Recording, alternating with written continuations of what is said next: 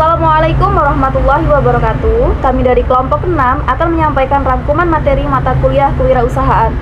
Materi yang pertama akan disampaikan oleh saya sendiri, yaitu Nur Hakiki, yang akan menjelaskan tentang kreativitas dan inovasi dalam kewirausahaan. Yang pertama, mengembangkan sikap kreatif. Kunci utama seseorang ketika memutuskan untuk menjadi entrepreneur adalah mampu berpikir kreatif. Artinya, seseorang tersebut harus mampu menciptakan kreativitas yang nantinya akan berguna bagi dirinya sendiri dan orang lain. Dalam berpikir kreatif itu sendiri terdapat 7 prinsip, yaitu yang pertama, memposisikan diri sendiri berlawanan atau berbeda dengan yang lain. Nomor 2, mampu berpikir berbeda dari biasa menjadi luar biasa. Ketiga, berpikir secara mendetail. Dan yang keempat, memperoleh hasil yang sempurna. Kemudian yang 5, mampu berpikir bahwa jika terdapat masalah, maka harus menyiapkan jalan keluarnya.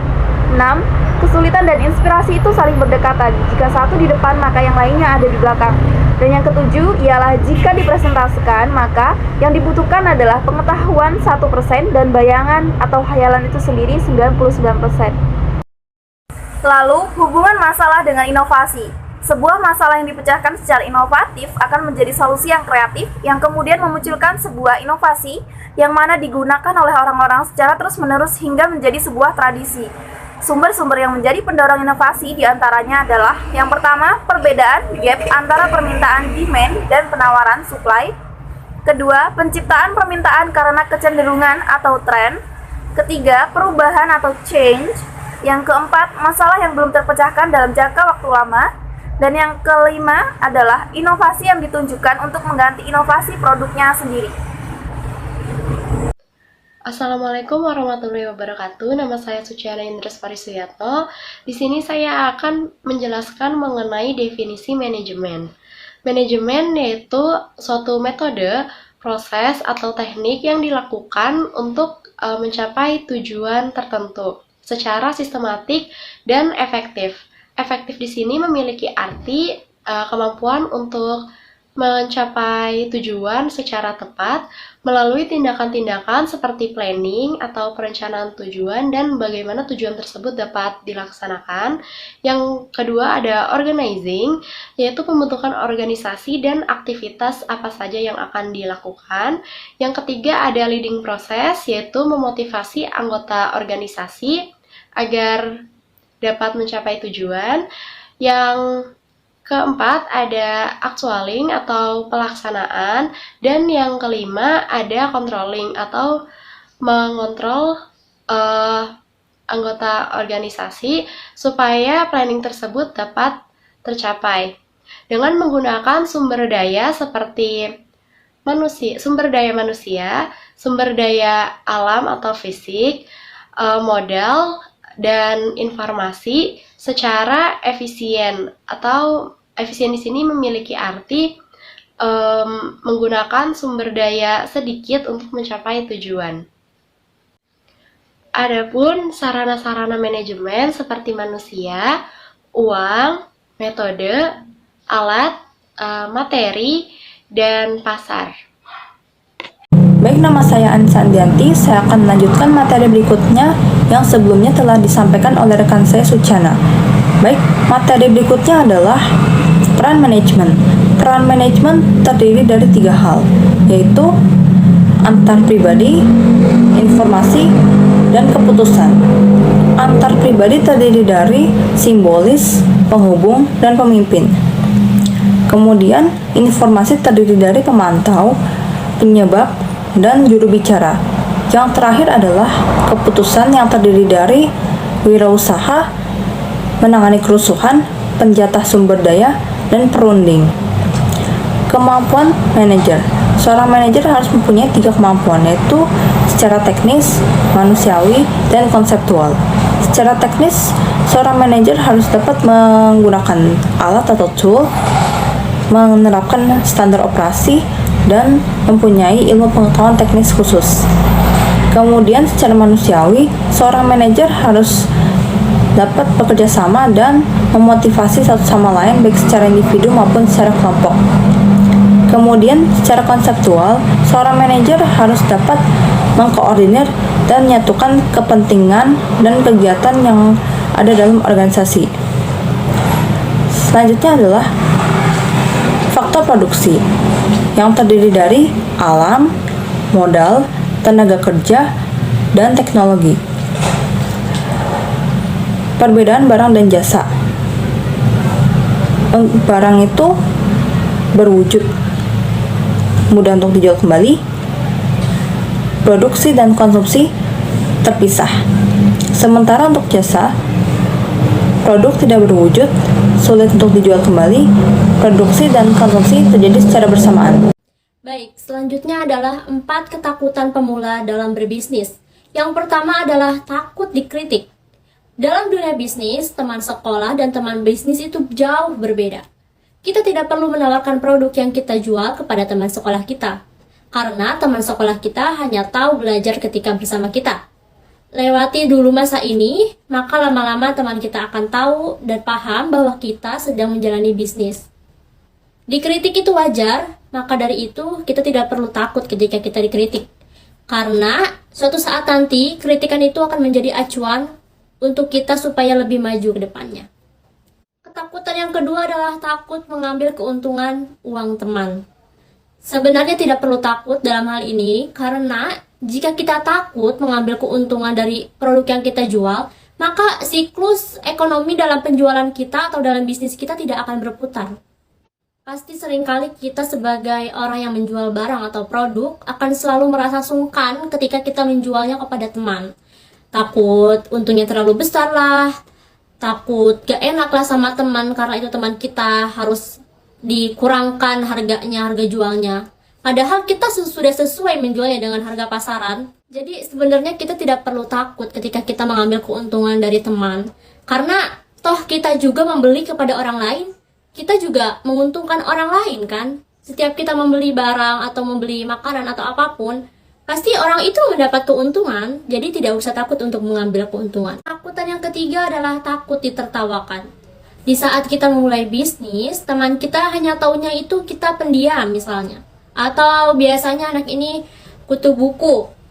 Lalu ketika kita mencoba berjualan atau menjalani bisnis, teman kita akan kaget dan jadi menertawakan atau menjadi bahan ejekan. Seharusnya tidak seperti itu ya. Seharusnya sebagai teman itu jangan menertawakan temannya yang sedang berusaha berjualan atau sedang merintis bisnisnya. Dukung dan bantu teman promosi itu jauh lebih baik. Jadi jangan pernah takut atau malah menjadi down ketika kita ditertawakan oleh teman kita. Justru itu adalah acuan kita lagi untuk lebih semangat, untuk membuktikan bahwa kita akan berhasil di dalam bisnis ini. Selanjutnya adalah takut ditolak.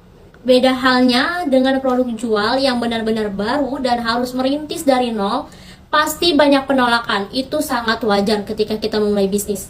Karena dari produk yang kita jual pasti ada yang lebih bagus, ada yang lebih awal dibanding kita, yang pastinya mereka pun merintis dari nol juga. Jadi wajar jika kita memperkenalkan produk yang kita jual, lalu lingkungan di sekitar menolak. Itu sangat wajar. Jika 4 ketakutan ini bisa kita lewati di tahun pertama, maka sudah dipastikan mental kita untuk menjadi pengusaha pemula sudah kita kuasai. Menjadi pengusaha itu menakutkan di awal, tapi menyenangkan di akhir. Setelah 4 ketakutan kalian sudah dapat kalian atasi, kalian harus belajar untuk tidak mengalami kesalahan fatal dalam berbisnis. Inilah 3 kesalahan fatal pengusaha pemula pada saat membangun usaha mereka. Yang pertama ada melakukan semuanya sendirian. Dalam membangun sebuah usaha, pencetus usaha dapat disebut sebagai CEO atau Chief Executive Officer. Untuk mengirim, packing, melayani konsumen, membuka menutup toko, dan lain sebagainya, selamanya tidak dapat dilakukan sendirian. Akan ada saatnya konsumen bertambah dan kalian akan tetap membutuhkan orang lain. Karena pada dasarnya, semua usaha yang dibangun memerlukan karyawan, dan memperkerjakan karyawan membutuhkan biaya lebih. CEO bekerja untuk memanage hasil pekerjaan dari semua pekerjanya. CEO bukan bertugas sebagai Chief Everything Officer, yang semena-mena dilakukan sendirinya. Terdapat banyak kasus pengusaha yang terlalu mandiri, semua ia kerjakan sendiri yang akhirnya berujung fatal, mengalami kerugian bahkan kebangkrutan. Jadi, temukan pekerjaan yang tepat, tim yang tepat, dan orang yang tepat yang dapat membantu Anda untuk menjalankan usaha yang Anda sedang lakukan. Yang kedua ada melihat semua peluang sebagai lumbung emas. Banyak sekali orang yang di tahun pertamanya melihat salah satu usaha sebagai peluang. Melihat A sebagai peluang, melihat B sebagai peluang. Usaha A belum begitu berkembang, tetapi sudah mencoba usaha B. Karena menganggap semuanya akan tetap menghasilkan. Ketika keduanya sudah tidak menjadi lumbung emas, orang itu akan terpuruk.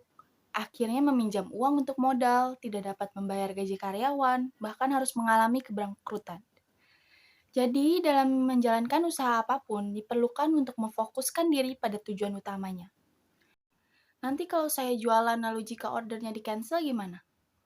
Kalau misalkan nanti saya berani mengambil utang di bank, tetapi kalau tidak bisa membayar bunganya gimana?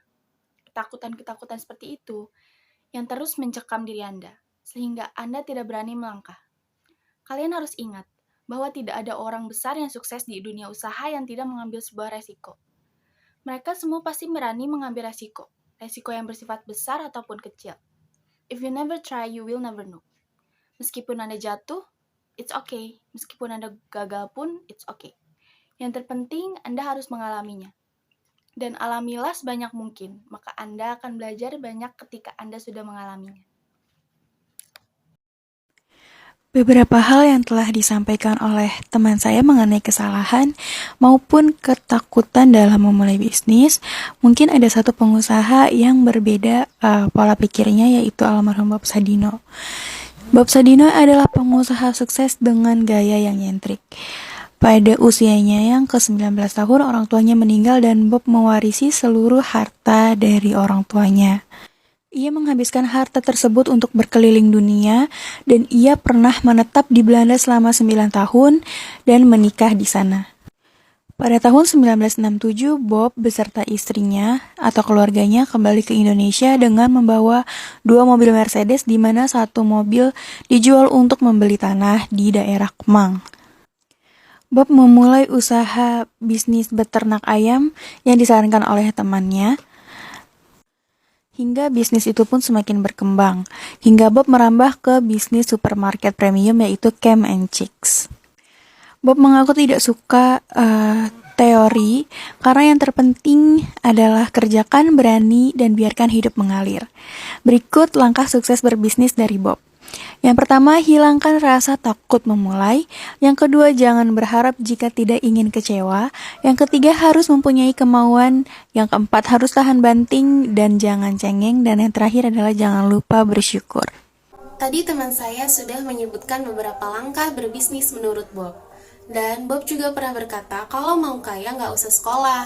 Maksudnya, ia membandingkan orang sekolah tinggi atau tidak dengan menjadi kampus dan jalanan. Di kampus, seseorang akan dididik dengan teori, namun jika terjun langsung di masyarakat atau di jalanan, orang tersebut kesulitan, sedangkan orang yang tidak sekolah tinggi sulit mendapatkan pekerjaan. Maka, mau tidak mau, orang tersebut akan langsung terjun ke jalanan untuk berbisnis. Lalu, bagaimana jika sudah sekolah tinggi tetapi ingin berpindah jalur ke jalanan atau berbisnis? Saran dari Bob adalah kita harus tahu perbedaan antara orang pintar dan orang bodoh. Orang pintar kebanyakan ide dan akhirnya tidak ada yang menjadi kenyataan. Sedangkan orang bodoh hanya mempunyai satu ide dan ide itu menjadi kenyataan. Orang pintar ingin cepat berhasil dan cepat kaya, padahal itu tidak mungkin. Sedangkan orang bodoh hanya memiliki satu harapan, yaitu hari ini bisa makan. Itulah perbedaan orang bodoh dan orang pintar. Untuk pindah jalur, buatlah dirimu menjadi orang bodoh dulu. Maksudnya, kita harus bersedia melepaskan semua kepintaran, kemudian langsung praktek di lapangan. Contohnya, orang berbisnis cari untung atau cari rugi. Semua orang pasti ingin mencari untung. Tetapi Bob berbisnis cari rugi. Bob mengatakan, apakah jika berbisnis mencari untung selamanya akan untung? Tentu saja tidak. Sama halnya ketika berbisnis cari rugi. Apakah selamanya dia akan rugi? Tentu saja tidak. Jadi, menurut Bob, itu tidak ada bedanya. Namun, ada kebijakan di dalamnya. Jika rugi, ia akan tetap semangat dan jika untung, maka rasa syukurnya akan bertambah. Setelah menjadi pengusaha sukses, ia akan menganggap dirinya sebagai orang yang sangat mandiri. Ia tidak lagi bergantung kepada orang lain dan berdiri di atas kakinya sendiri. Sekian penjelasan dari kelompok kami, kurang lebihnya mohon maaf dan terima kasih atas perhatiannya. Wassalamualaikum warahmatullahi wabarakatuh.